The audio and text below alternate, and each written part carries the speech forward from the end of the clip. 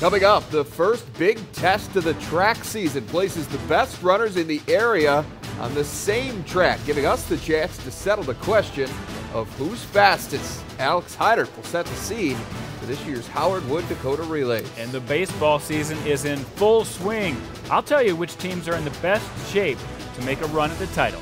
Varsity Sports starts right now.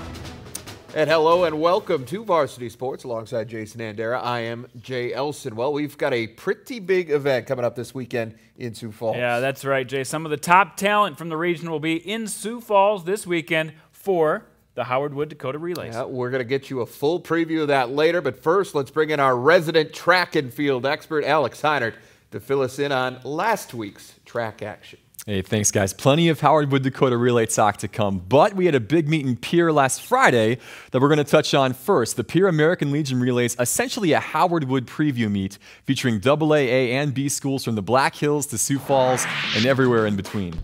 To the capital city, and for the second year in a row, the Legion Relays provided near-perfect conditions, and the athletes took full advantage. Starting at the high jump with Spearfish's Jackson Hinch, the junior going for 6'7" here, and making it look easy. That's a platinum alert, friends. Hinch now tied with Camden Myers of Ethan Parkston for the best jump in either North or South Dakota this year. More platinum news at the triple jump pit. Rapid City Central's Joshua Dotson going huge on his last attempt in the finals with a mark of 45 feet 9.5 inches. That's the furthest of anyone in the Dakotas this spring. To the track, and we had some great sprint hurdle times today, starting on the girls' side. St. Thomas More's Shannon Duffy versus Mitchell's Ellie Rue right in the middle of your screen. And it's going to be Duffy getting the win with the lean by 1/10 of a second. Get ready for a battle royale between those two and Irene Wakanda's Lauren Sokolowski coming up at Howard Wood this weekend. The boys' 110-meter hurdles, not nearly as close. Defending AA champ Talon Maxon of Rapid City Central pounding out a 14.4-second clocking to better his previous platinum time from a few weeks back. But while Maxon's great, the crowd was especially excited to see what local favorite Courtney Dowling would do in perfect conditions here on her home track. After posting an 11.94 in prelims of the 100, though, she would pull up in the final with tightness in her hamstring, putting an end to her day before it really began. The Pierre Jr. is now doubtful for Howard Wood, and so with Dowling sidelined, the spotlight would turn to Brandon Valley's Krista Bickley, and the 8th grader did not disappoint. Bickley would crush the field in the open 400 in 56.5 seconds. That's the second best quarter-mile time in the Dakotas this season. She'd follow that up with a meet record time of 24.9 seconds in the 200. She'd also run on 2 record-setting relay teams for the Lynx, making her the easy choice for the meet's Outstanding Female Athlete Award.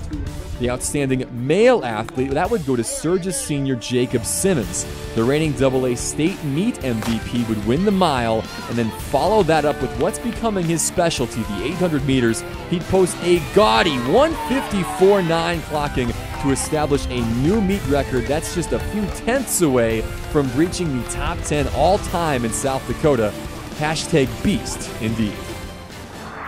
Got a lot more track and field to come here on Varsity Sports, including in-depth looks at this year's special events for the Howard Wood Dakota Relays. We're going to start with the girls right after this. Varsity Sports on Midco Sports Network is presented by AE Tech Electrical Training Center in Rapid City. Varsity Sports on Midco Sports Network is presented by Shields. The special events are fun to watch.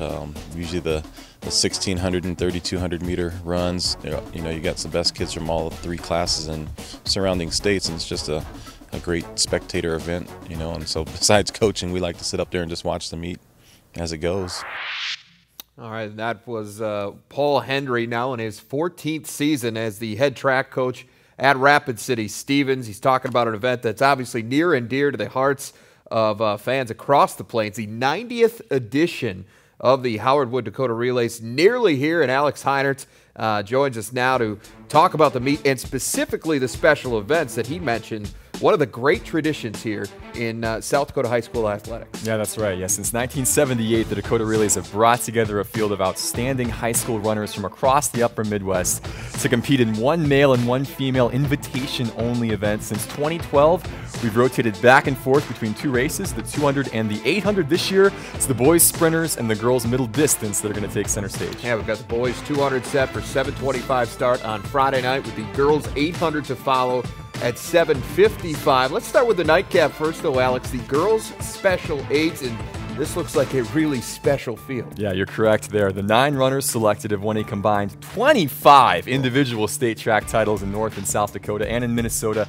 9 of those coming in the 800. That total number would have been 30 if Courtney Dowling hadn't strained a hamstring last week and was forced to sit this one out. But we're not going to dwell on that. Even without Dowling, this is going to be some race. Yeah, it should be pretty special. First impressions then, Alex. Who stands out in this field? They all really do. I mean, but if you're going to talk hardware, nobody can compete with Macy Hines and her 11 individual state titles. 3 of those have come in the 800. But before you start to point to a lack of competition in Class B, remember, she was the South Dakota all-class gold medalist as a sophomore last year, and she's also the reigning champion of the Dakota Relays Special 800. Again, she won in 2013, the last time the 800 was run. You know, she's fantastic. Asha Smith of Watford City, though, she's not in double digits for state titles yet, but she's on pace. The junior has won 6 championships in North Dakota's Class B since her 8th grade year, including back-to-back mile and 2-mile crowns and the state's 800 title last May. She's got the top PR of the company with a 2:14.5. That's half a second better than anybody else in the field. The closest to Smith's personal best, though, is a 2:15.01.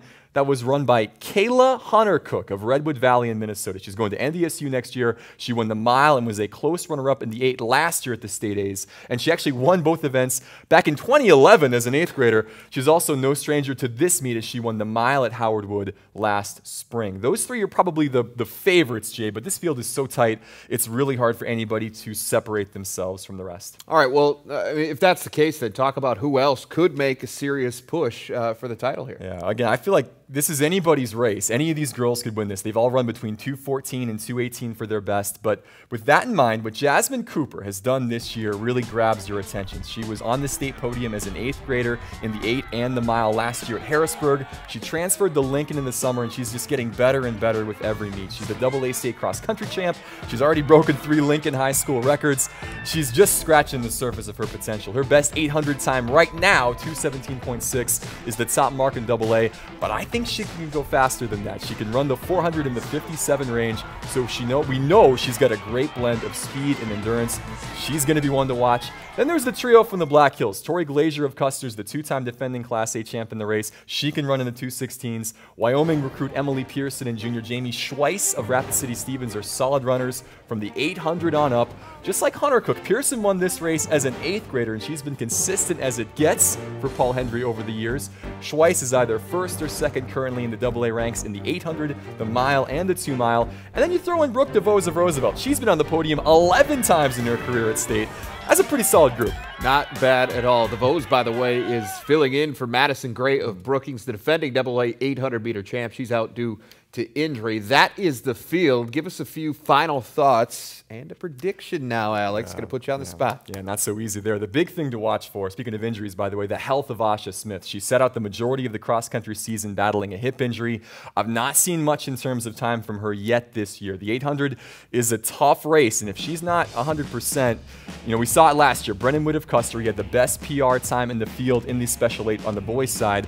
He was dealing with the hamstring problem, and he couldn't pull through it. He finished at the back of the pack.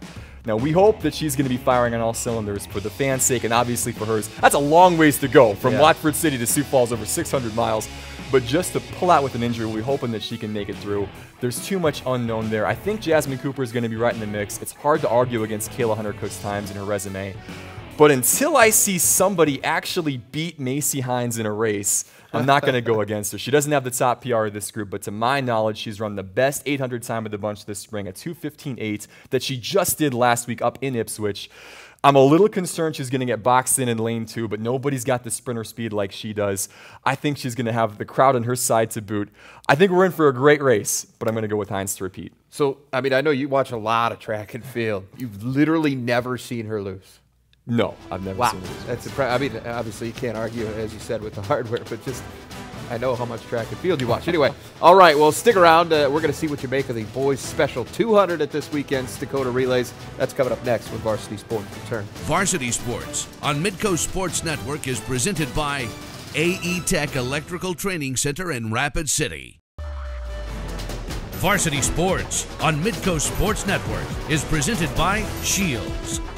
Back with more track and field here on Varsity Sports, and Alex Heinert still alongside for the ride. We just talked about the girls' special 800. That's coming up this weekend at the Howard Wood Dakota Relays, and let's take a closer look now at the boys' special 200. The field isn't quite as decorated here as the girls may be, Alex, but that certainly does not lessen this event. No, absolutely not. Now, I know we just got done talking about how the girls' field has won 25 individual state titles.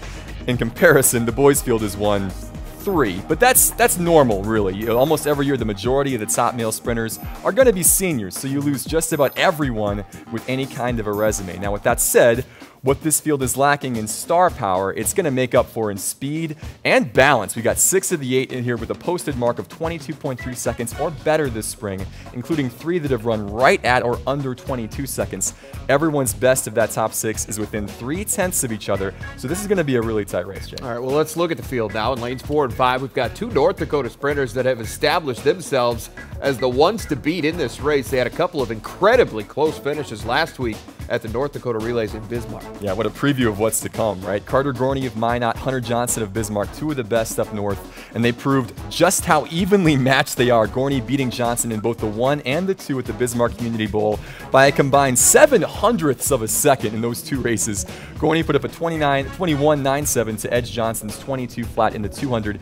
If they run like that again, we're going to be in for something special on Friday. Outside that North Dakota contingent, who else stands out for you? Well, let's start with Chase Vinatieri in lane 2. I can make a case for anybody, but he's run the best time this year, a 21.9, to more than justify his selection. He's filling in for his injured teammate, Taryn Christian. It's his first year of varsity track. That's what's crazy, but he's been making the most of it. Now, next to Chase is Damian Hall of Spearfish in lane 3, who's got one of the top 100 times at 10.6 this year. His best 200 time is 22.2, and he's also qualified for state in the quarter as well. Out the outside, by the way, let's go to lane 7. Hinton, Iowa's Blake Mossberg was a runner-up at state in the 100 and 200 at 2A last year. He won the 60 and 200 at the Dan Lennon in Vermilion this March. He's gone in the low 22s as well. He's going to Briarcliff next year. Like Gorney, Vinatieri, and Hall, he's a big, powerful kid that can run really hard. Next to him, lane 6, Watertown's Mason Herricks was 3rd in the 200 at the state AA as a sophomore last year, and he's gone 10.4 in the 100 this spring. That's the best time in the Dakotas this year. He's run 22.2 this season in the 200, but it's a much different style than Hall, who's going to the Army, and Vinatieri, who's going to play D1 football at SDSU next year. Those guys bring the power. Herricks is more of a glider, almost like the Michu Godi from Lincoln a couple of years ago. It's going to be fun seeing him run in this field. He and Hunter Johnson, very similar in that way. They're not big guys, but they're really smooth around the track. All right, 2 guys left in the field. What about Landon Larson and Brennan Schmidt? Yeah, those 2 are similar in a lot of ways. They're both from smaller schools. They're both defending South Dakota champs in the 400. Both are long and lean, and they can really stride. And frankly, both are stuck in awful lanes. Larson's best is 22.8 in the 200. That puts him toward the back of the pack in that category. But Schmidt's gone 22.3 this year. He's shown a lot of range. He's got the best time in the 1, the 2, the 4, and the 8 in Class B. I know he's a bit off the radar, and he's going to be way on the outside with nobody in front of him to chase down. But if you're looking for a dark horse, I like the future South Dakota Coyote to be right in the mix. Well, is that your pick then? You're taking a flyer in lane 8? If he had a better lane, I would feel better about that. I mean, everybody's got questions. Vinatieri's new to the sport. Sure. Hall had a small hamstring issue back in Pierre last week, and he pulled out of the Open 200 as a precaution. That scares me a little bit. Herricks can really fly, but he might be more of a 100 guy than a 200 guy. Mossberg is kind of an unknown quantity, and like Larson, he hasn't really posted the same times as everybody else. I hate Schmidt's lane, and Gorney and Johnson almost cancel each other out, but if pushed, I would go with Carter Gorney. We just saw him beat Johnson at a couple of races last week head-to-head. He's been running in big races like this for 3 years now. Honestly, though, this feels like it's got photo finish written all over it. Oh, it is going to be a fun one to watch. That is for sure. Friday night, 7:25 at Howard Wood Field in Sioux Falls for the boys' Special 200, followed by the girls' Special 800, again at 7:55. Now, we've got one more segment of track and field to come as we go back into the acceleration zone to find out who's made the Platinum leaderboard right after the break.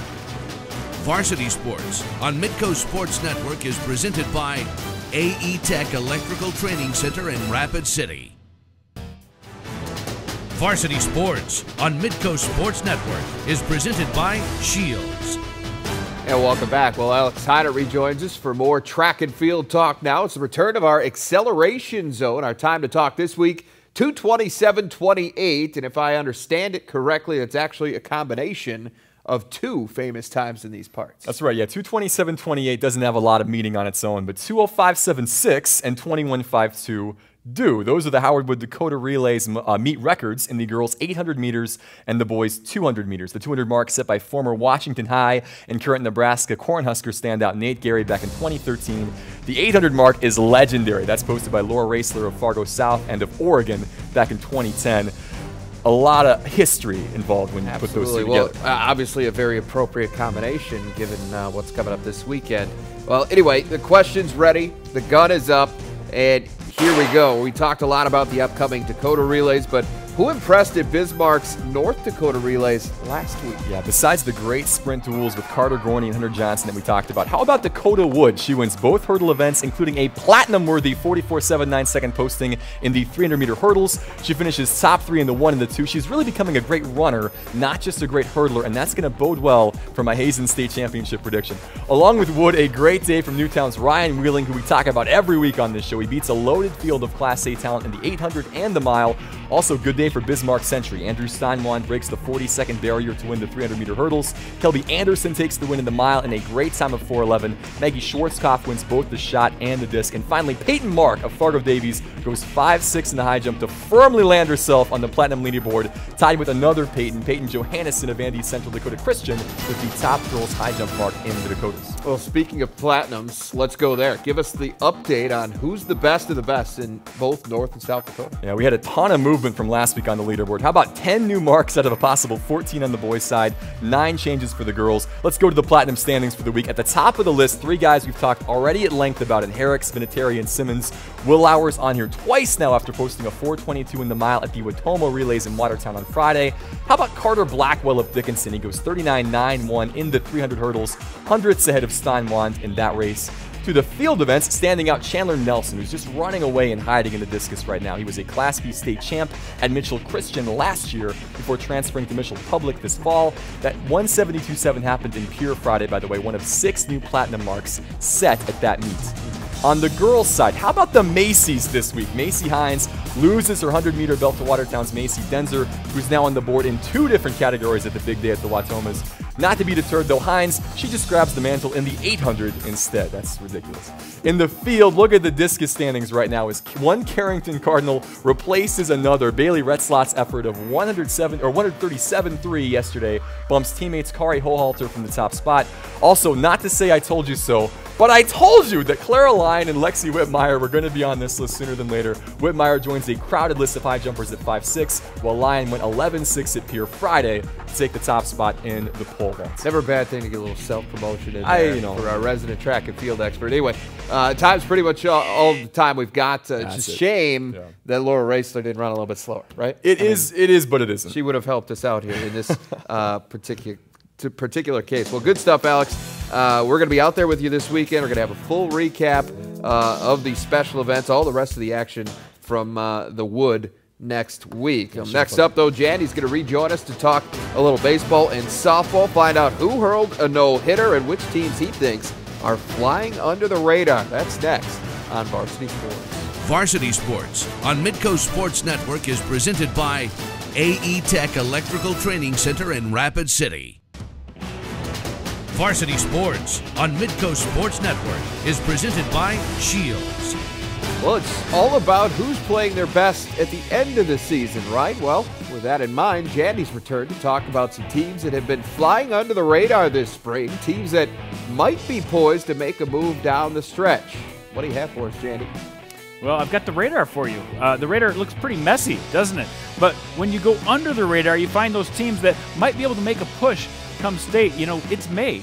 very soon, and that's when the teams have to be playing their best. So let's look in Fargo, first of all, the baseball team at Davies. I mean, they came into the season under everybody's radar. Nobody picked them to do much, and they're already off to a 12-4 start. Their pitching has been very solid with Colin Birch, Caden Steiner, Eric Engel, all experienced pitchers who've gotten them in the groove. And then you look at Fargo South, the softball team. I mean, that's a team that have only lost this year to Shanley, who they've since beaten. West Fargo, they've lost twice. Who doesn't lose to West Fargo? And then a Davies loss last night. But in their wins, they've averaged 11 runs per game. And then you go into the west part of the state, and Shiloh Christian's baseball team, off to a 2-6 start. People kind of started to dismiss them, but since then have won 6 in a row, including an 11-2 win over Beulah last Tuesday night. And let's move to South Dakota now, where, again, if you go under the radar, you're going to find some teams like Pierre, right in the middle of the state.